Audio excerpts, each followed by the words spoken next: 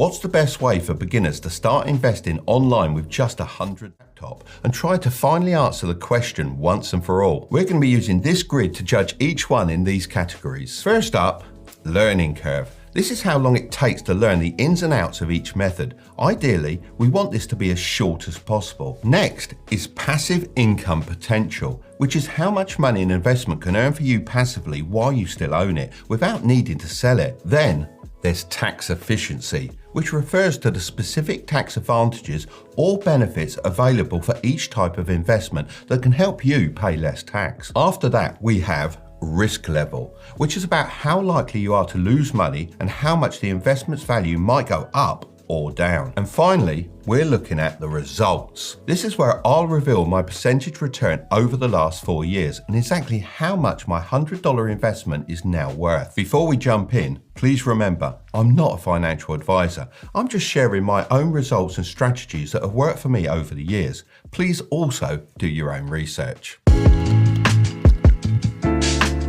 Okay, first up is individual stocks. Individual stocks give you the chance to own a piece of a company you believe in. This can be really exciting because you're directly investing in businesses that you think will grow or succeed. For learning curve, I'm going to say this is high. If you want to be successful picking individual stocks, then it's not just a guessing game. You'll need to dig into the nitty-gritty of a company's fundamentals. This includes looking into the financials, who's leading the company, and how well known the brand is. When I invest in individual stocks, I look through income statements, balance sheets, and cash flow statements. So when I invest in a stock, I'm in it for the long haul, which means at least 2 to 10 years. A great way to learn how to do this is by using an investing app with a demo account, which lets you play around with fake money until you're confident with your strategies.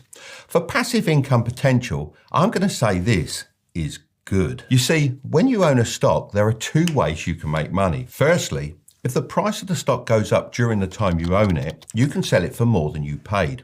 Secondly, you can receive dividends. Dividends are regular payments to shareholders. Not all stocks pay dividends, but if they do, this means you can receive money without ever selling your stock. This is essentially passive income. Now, for tax efficiency, this is great. If you use the right accounts, then you can reduce your tax burden.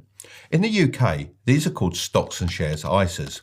You can set one up on most investing apps and any profits you make are safe from taxes. In the USA, there's something similar called a Roth IRA. These accounts work like a shield, protecting your profits from the tax man.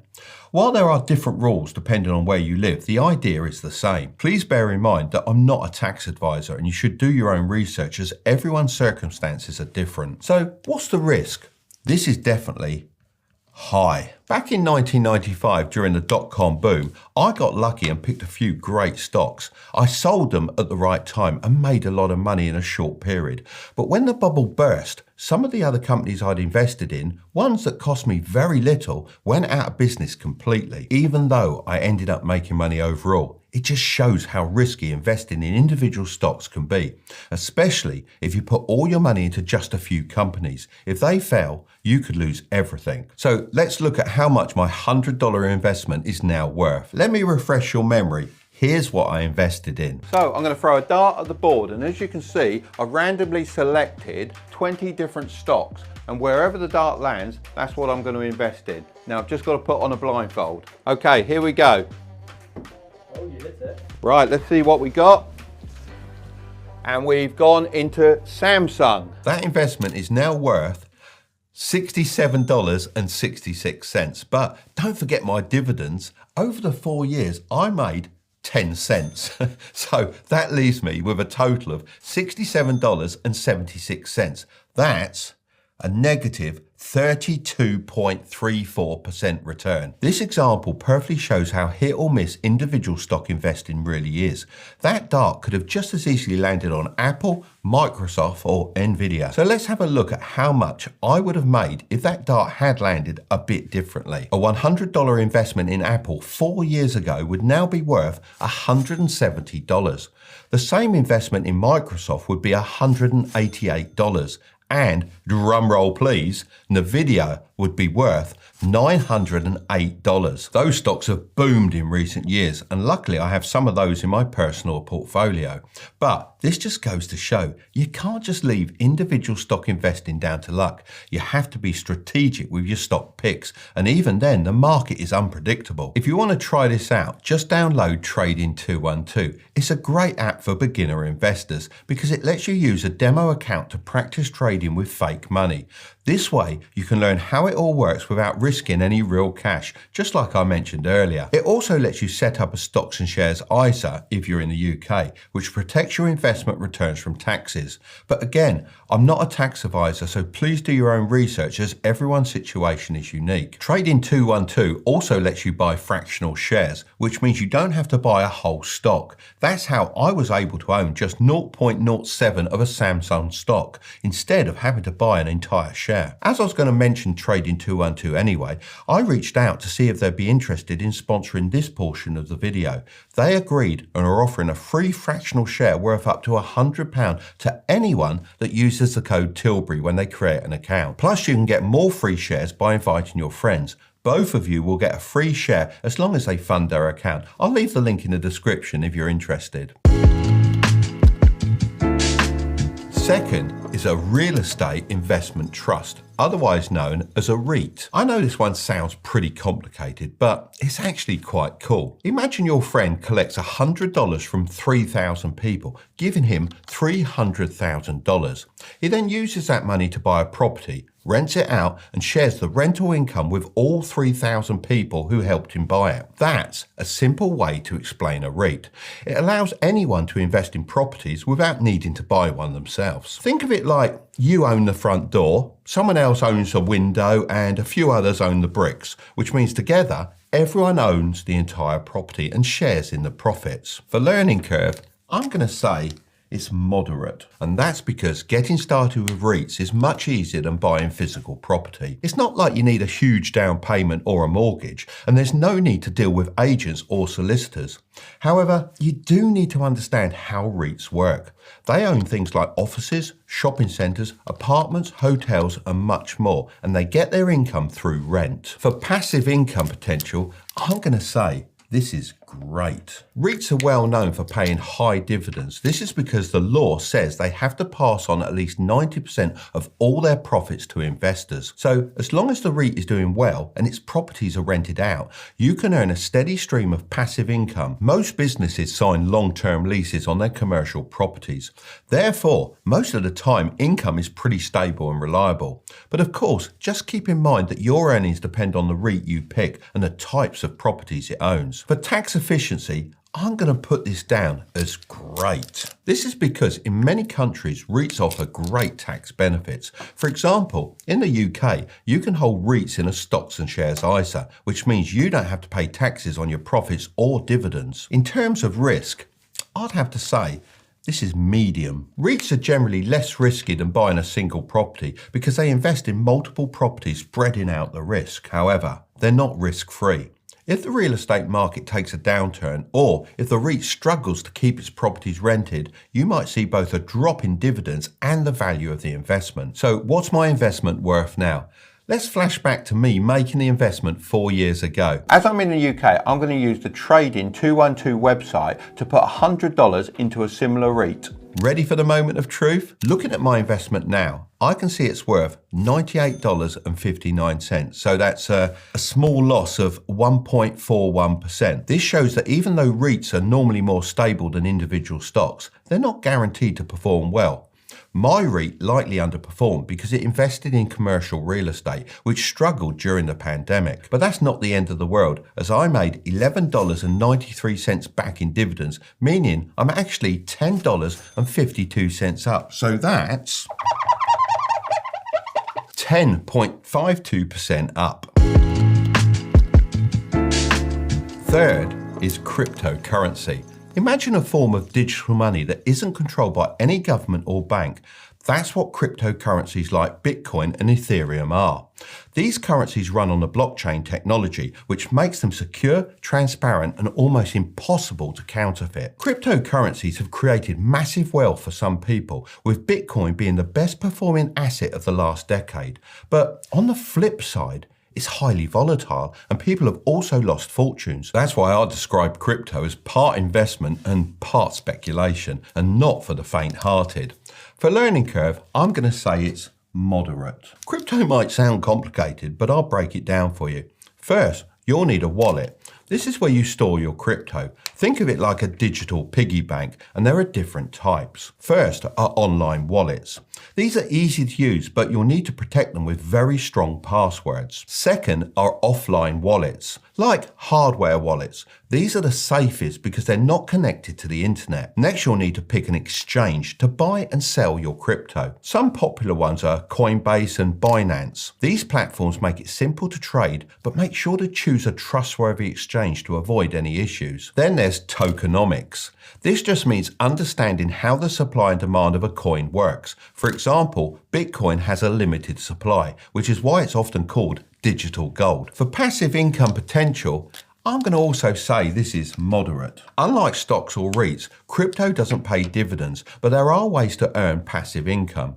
The first is called staking. This is when you lock up your crypto like Ethereum to help the system work and process transactions.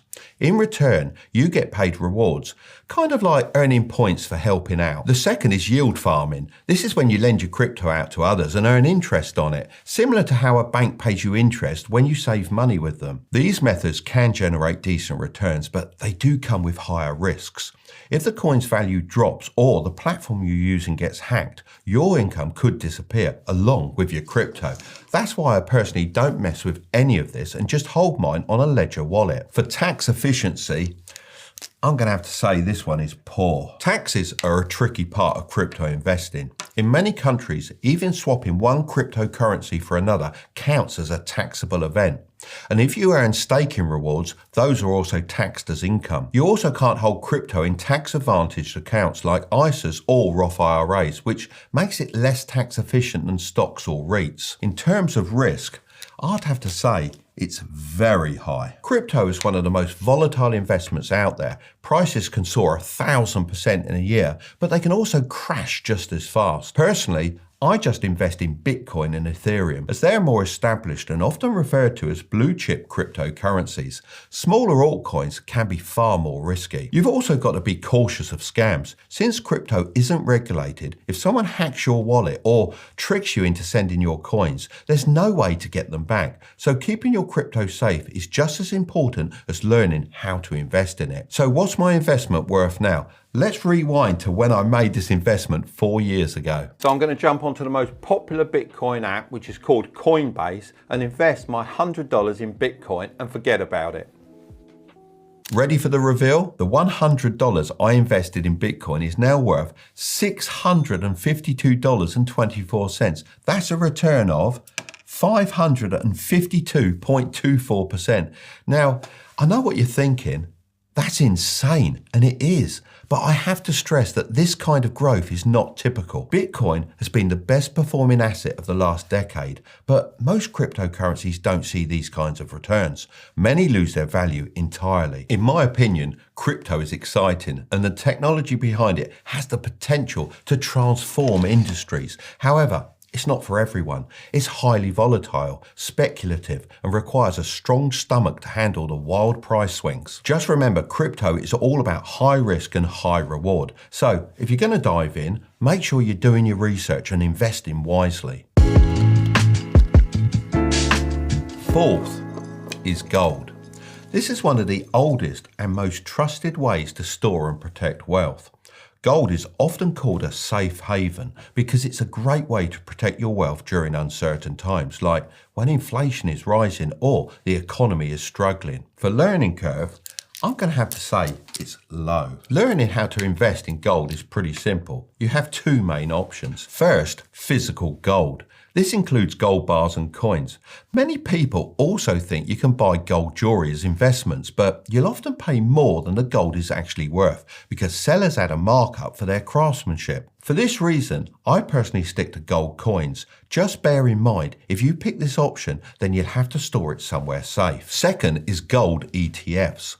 These are funds that let you invest in gold without physically owning it. For example, in the UK, you can use Trading 212 to buy shares in something like the iShares Physical Gold ETF. It's quick, easy, and you can buy or sell it with just a few clicks. Passive income potential is absolutely zero. Unlike stocks, REITs, or crypto, gold doesn't pay any passive income. It's not an income generating asset. It's purely a store of value. For tax efficiency, I'm going to put this as good. If you buy physical gold like gold coins or bars, the tax rules can be a little tricky. For example, in some countries, certain gold coins like the UK's Gold Britannias are considered legal tender, which means you don't pay capital gains tax when you sell them. However, this doesn't apply to all gold coins or bars, so you'll need to check the specific rules in your country. For gold ETFs, they're generally more straightforward.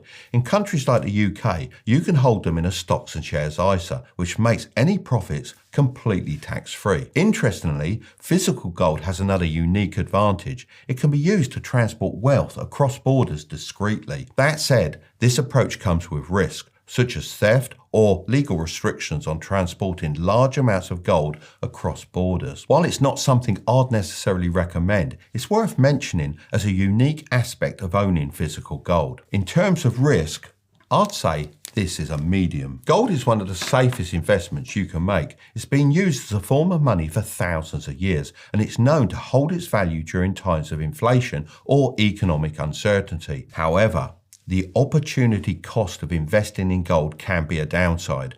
While it's great for protecting your wealth, it doesn't have the same growth potential as other investments like stocks or crypto. So, what's my investment worth now? Let's flash back to when I made this investment 4 years ago. I'm going to invest using Trading 212 in a similar share, and with just a click of a button, there you go. I'm now Mr. Goldman. So what's Mr. Goldman's investment worth today? Well, it's currently sitting at $140.10. That's a return of 40.1%. Now, that's not as exciting as Bitcoin's performance, but it's solid, steady growth. This shows how gold is better for protecting your wealth rather than rapidly growing it. Fifth is index funds. Imagine owning a tiny piece of the largest companies like Apple, Microsoft, and Amazon all at once. That's exactly what an index fund allows you to do. It's a basket of stocks that mirrors the performance of a specific index like the S&P 500. So you're investing in the overall market rather than betting on individual companies. The learning curve, I'm going to have to say this one is low. Unlike individual stocks where you need to dig into the financial statements and company performers, index funds are passive investments. You don't have to pick and choose stocks as they're already bundled together for you. Getting started is simple too.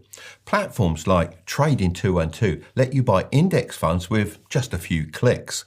Once you've invested, all you need to do is sit back and let the market do the work. For passive income potential, I'm going to say this is moderate. Index funds don't directly pay high dividends like REITs, but they still provide some income. Many companies in the fund pay dividends, and those are automatically distributed to you or reinvested back into the fund, depending on your choice. While the main focus of index funds is long-term growth, the dividend income can be a nice bonus, especially if you're investing in funds that focus on dividend-paying companies. For tax efficiency, I'm going to say this one is great. If you hold index funds in a stocks and shares ISA in the UK or a Roth IRA in the USA, you can avoid paying taxes on dividends and capital gains altogether. This means you get to keep more of your profits over time, which can make a huge difference when you're investing for the long haul. In terms of risks, I'd say it's pretty low. Index funds are much less risky than investing in individual stocks because they're diversified. Instead of putting all your money into a few companies, you're spreading it across hundreds or even thousands of stocks in different industries. Historically, the S&P 500 has delivered average annual returns of around 8 to 10% over the long term. While the market can go up and down in the short term, if you hold onto an index fund for 10, 20, or even 30 years, it's one of the safest ways to grow your wealth. However, of course, there are still risks like with any investment. So what's my investment worth now? Let's rewind to when I made this investment 4 years ago. If we head over to Vanguard's website now and we find the S&P 500 and deposit some money and then click, there you go, job done. Right, so time for the reveal. Today, that investment is worth $179.57. That's a return of 79.57%. This result shows why index funds are such a great option for most investors. They're simple, low cost, and consistently deliver solid returns over time. Personally, index funds are my favourite investment, which is why I've allocated the majority of my money there. However, I also understand the importance of diversification, so I've spread smaller percentages across all the other investments we've discussed today. This way, I can balance growth, stability, and risk in my portfolio. So whether you're diving into individual stocks, buying some REITs, exploring crypto, getting into gold, or sticking with the steady reliability of index funds, each investment has its pros and cons. Some are better for growing your wealth quickly, while others are designed to protect it over the long term. The most important lesson is to start early. Even small amounts like the $100 we've been working with can grow into something significant thanks to the power of compounding. Time is your best friend when it comes to investing, so don't wait to get started. You have some extra cash and you're thinking about investing, but if you're new to this, it can feel like you're trying to read a foreign language. No worries, I got you. This is the ultimate beginner's guide to investing in this year. I'll break it down into 5 easy sections. Part 1, why invest and not save.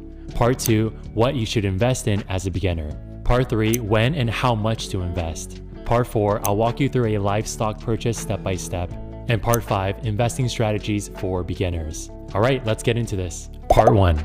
So investing isn't just for Wall Street pros, it's for anyone who wants their money to work instead of just sitting around and losing value. Let's say that you have an extra $1,000. So what's the plan? You could spend it on something fun or stash it under your pillow or just let it sit in your savings account. But here's the problem. Inflation is eating away at your money. That $1,000 won't be worth the same in a few years. Prices are ultimately going to go up and your money's buying power is going to be less. Think about it. Have you ever noticed that your caramel frappuccino that used to be $5 is now almost around $8 or $9? So that's pretty much inflation in action, and the smartest move that you can do is to invest that cash so that it grows rather than it shrinking. Now, growing your money isn't magic, it's math, and there are 2 key ways this happens. First, when you buy a stock, you own a piece of a company. Take NVIDIA for example. If NVIDIA crushes it, designs and sells more graphics cards, launches a new product, and rakes in more profits, its value is also going to rise. Since you own a piece of NVIDIA, your investments are also going to go up too. And that's pretty simple, right? The second way is through compound interest, which Albert Einstein calls the 8th wonder of the world. This is when your money makes money and that money makes even more money. It's kind of like a snowball rolling down a hill and it gets bigger and bigger over time. Let's say that you invest $1,000 a month with a 10% return. After around 6 years or so, you're gonna hit around $100,000. But here's where it gets crazy. The next $100,000 takes less than 4 years, then less than 3 years, then less than 2 years. And by the time you have a $1 million portfolio, your portfolio is going to grow $100,000 and more every year or so. This is why it's so important to get started with investing as early and often as possible. Part 2. All right, now you're on board with this whole investing thing, but the next big question is, what do you actually invest in? Many beginners make the mistake of chasing whatever stocks are hot at the moment. And really, this is a bad idea. Just because a stock crushed it last year doesn't mean that it's going to do the same next year. Let me prove this to you. Remember a couple years back, there were stocks like BlackBerry and Kodak?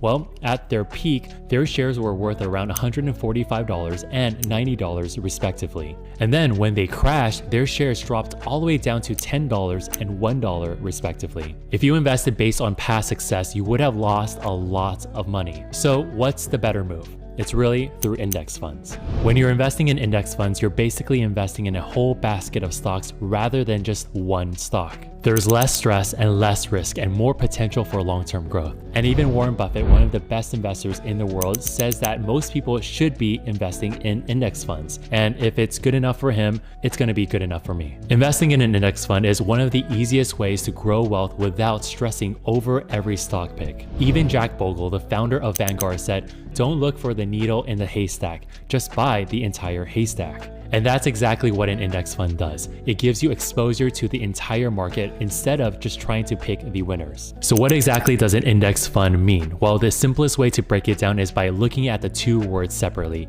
index and fund. An index is just a list of companies. So for example, the S&P 500 is simply a list of the top 500 companies in the United States. And this includes Apple, Microsoft, and Tesla. A fund is just a collection of money pulled from investors, people like you and me, and that money is used to buy assets, in this case, stocks. So when I say invest in an index fund, I'm basically saying that we're investing in a little bit of each company in this entire index. Okay, so you get to diversify, but what's the next big advantage of investing in an index fund? Well, you get to lower your risk. Instead of putting all your money into one stock and hoping it takes off, you own a piece of hundreds of companies, reducing the chances of losing everything if one stock crashes. You can think of it as putting your eggs or your very small eggs in many different baskets. If one company struggles, it barely affects you because you still have hundreds of other companies carrying the weight. Okay, so let me show you a real world example of what an index fund looks like so you can see what you'd be investing in.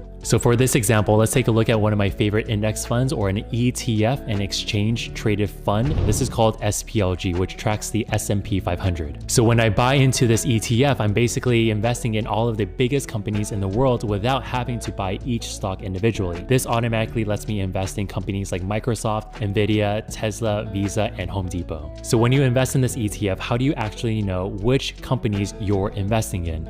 Well, it's pretty simple. You can actually check the portfolio section in the fund's holding. So if you take a look at SPLG, Apple makes up around 7% of this fund, Microsoft is around 6%, and Nvidia is also around 6%. Another ETF that I like is QQQ, which is an ETF that tracks the NASDAQ 100, or the top technology companies in the United States. I like it because I get to sell covered calls against my shares, and QQQ is one of the most traded ETFs in the world right now, meaning that volume and liquidity is very, very high. However, if you're someone who just wants to invest for the long term, you don't want to complicate things with covered calls, then you can just invest in ETFs like SPLG, VOO, SPY, or IVV. These are all ETFs that pretty much do the same thing. They track the S&P 500, but they're just from different companies. Now, something else that you want to consider before investing in your first ETF is to look at the expense ratio. So what's the expense ratio? Basically, these are fees that cover the cost of managing the fund. These fees go towards administrative costs and keeping the fund running. So let's say that there's a fund that charges a 1% expense ratio. If you invest $11,000, you basically would be paying $110 per year in fees, which are automatically deducted from your investments. Generally speaking, you should be looking for index funds or ETFs that have an expense ratio below 0.5%. So here are my recommendations for picking ETFs. First, you want to pick an ETF that tracks, say, the S&P 500 or whatever index that you want to invest in. Second, you want to pick an ETF that is within your price range. And third, you want to pick an ETF with a low expense ratio.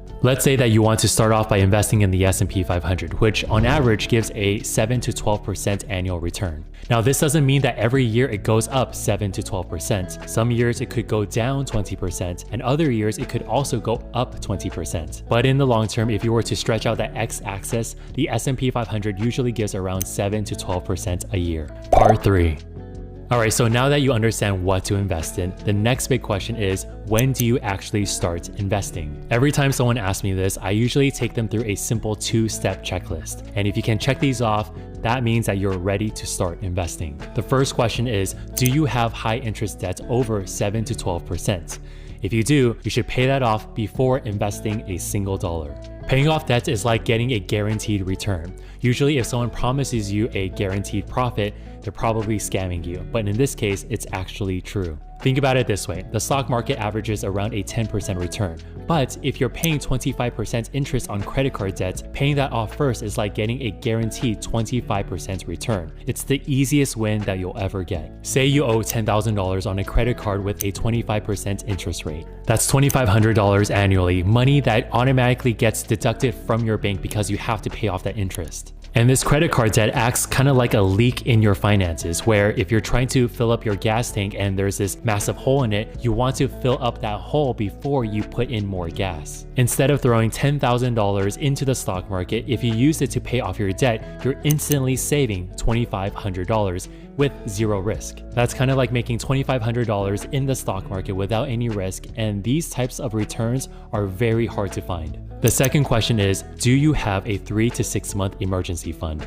An emergency fund is like a safety net just in case life gives you unexpected expenses. If your car breaks down, you have a flat tire, or maybe if you lose a job, you want to make sure that you have an emergency fund. And if you don't have an emergency fund, you might end up relying on a credit card, or even worse, selling your investments at a bad time, which then compounds your losses. So before you put in any money into the stock market, make sure that you check off these 2 boxes. Your high interest debt is gone, and you have an emergency fund. Now let's talk about how much money you should actually invest. A lot of people think they need thousands of dollars to get started, when in reality, you could start just by investing $1. Now with that said, your returns are going to depend on how much you invest. Smaller investments are going to lead to smaller returns, and bigger investments are going to lead to bigger returns. If you invest $10 and the stock goes up 10%, you make $1, and it's not exactly life-changing. But if you invested $50,000 and got the same 10% gain, that's $5,000, which is a bigger difference. So my rule of thumb, only invest money you don't need for the next several years. So if you're saving for a house and you need that money within 1 to 2 years, the stock market isn't the place for it. Because the stock market is going to have volatility, and it's going to go up and down like a roller coaster in the short term, and there's no real way to predict it with absolute certainty. And if anyone claims that they know exactly where the stock market's going to go in the short term, they're lying to you, because no one can predict the future. Part 4. All right, let's go step by step on how to buy your first stock. And to make this practical, I'll walk you through an actual trade. When it comes to investing, you have 2 main options for brokerage accounts. First, you have your retirement accounts like your 401k and your Roth IRA. These accounts have major tax benefits, but the catch is that you can't pull that money out before 59.5 without any penalties. If you want more flexibility, you can then consider opening up a TBA, or a taxable brokerage account. With all these different types of accounts, you can open them up with companies like Fidelity, Schwab, Vanguard, or if you're out of the US, you can even look into Interactive Brokers. So what's the trade-off between investing in a Roth IRA versus a TBA, or a taxable brokerage account? Well, in a nutshell, with a TBA, you can contribute as much money as you want and take out as much money as you want, compared to a Roth IRA where there are going to be some contribution limits. However, with a TBA, just like the name implies, you are going to be taxed, right? Because it's called a taxable brokerage account. However, with a Roth IRA, all your money is going to be taxed and penalty-free at the age of 59.5. So basically, a Roth IRA has more tax advantages. Okay, so let's go to Vanguard, Schwab, or Fidelity, and let's open an account. And you can open any of these accounts here, like a Roth IRA or a brokerage account. Once you click on it, it's going to take you to a form, and you have to fill out some of your important information like your name, address, birthday, social security number, and all of this really takes around 5 minutes. Once you get your account, you can then go to your dashboard and then click on transfer, so this way you can link your bank account and then deposit money from your bank account into your brokerage account. Next, you can go back to your dashboard and go to the little magnifying glass and then search for the stock or ETF that you want to invest in. So for this example, I'm going to type in SCHD. You can see that if you want to buy 1 share of this ETF, it's going to cost around $20-something. Let's say that you want to buy 1 share, you can type in the number 1, and then you can set this as a market order rather than a limit order, just to keep things simple. And then you can go all the way to the bottom and then click on buy, and that's pretty much it. Now, if you want to check what you're actually investing in, you can go to a website like Yahoo Finance and go to the holdings section. You can see that within this ETF, there are companies like Visa, Coca-Cola, Home Depot, Cisco, and Pfizer. And that's it. Congratulations, you made your first stock purchase and you are now officially an investor. Now look, if you're still not too sure on how to get started with investing, I highly recommend that you join my beginner's investing class. I just opened up some spots and I can walk you through this entire process step by step, and you can ask me your beginner's investing questions in the live stream. I'll leave the invite link down below. Part 5, let's look at some investing tips for beginners. When should you sell your stocks, or do you just keep holding on to them? For beginners, my thought process is simple. Think long term. This means that you ideally want to hold on to your investments for at least 3 to 5 years or even longer. Honestly, whenever you buy a stock or an ETF, you just want to buy it, hold on to it, and forget about it. And if you watch my video, 12 micro habits that made me rich, you'll know that every month a portion of my income is automatically put into my investment accounts. I then use that money to buy a couple of shares of my favorite ETFs every single month, even when the stock market temporarily drops. Because the natural reaction for many people is to panic and sell before they lose more. And this is what everyone calls panic selling. And panic selling is precisely how most people lose money in the stock market. So let me show you something that proves why selling in a panic is one of the worst mistakes you can make if you're serious about building wealth. Let's take a look at SPY, or SPY, which is an S&P 500 ETF that tracks the S&P 500. Let's take a look at a chart of SPY and say we rewind all the way back to the early 2000s. Imagine that you decided to invest in the stock market back then, where maybe you bought a share back in October 2007 for $154. And your plan was to hold on to it and let it grow over several years. But then what happens? Boom, the 2008 financial crisis hits and the entire stock market crashes. At this point, a lot of people start to panic. They sell everything because they're scared. And honestly, I get it. It's terrifying to see your portfolio drop and so much red on your screen. But if you zoom out and use logic instead of fear, history tells us something important, that markets recover. And here's the key. You haven't lost anything unless you actually sell. SPY dropped around $154 to around $73. But if you don't sell, you still own that one share. You only lose money if you sell at a loss. But if you fast forward to, say, February 2013, take a look at SPY. It's now around $150 per share, and now you've broken even. But if you keep holding on to your ETF, by 2015, SPY is up around $229. And if you fast forward to 2018, you can see that SPY is now $300 per share, and you basically doubled your money. And if you keep holding, you keep ignoring the news, you keep ignoring the noise, and you trust the process, over time, you're going to learn that the stock market always wins. And now if you take a look at SPY, SPY is around $500 to $600 per share, which is almost a 4x return. And all you had to do was patiently wait. So here's the takeaway. It doesn't matter what happens day to day. If you invest for the long term, the stock market rewards patience. And I get it, emotions take over when you're in the moment and logic takes a backseat. But I say, take a pause and take a deep breath. Because if you look at any long-term S&P 500 chart, you'll see the same pattern, and that the stock market trends up over time. And whenever the stock market drops, they're going to feel huge in the moment, but in the long term, most likely you're not even going to remember them. Studies have shown that if you miss just the 10 best days in the stock market, your returns can be cut by over half. This means that if you put $100,000 into the stock market and left it alone, over time it could grow to, say, over $200,000. But if you panic and jump in and out, you might only end up with around $144,000. Markets don't rise gradually, they surge when you least expect it. And if you miss those surges, your returns are going to get ruined. This is why it's always better to have time in the markets rather than timing the markets. Again, if you want to learn more about investing, sign up for my beginner's investing class and I'll help you get started. I left the link down below and I'll see you in class.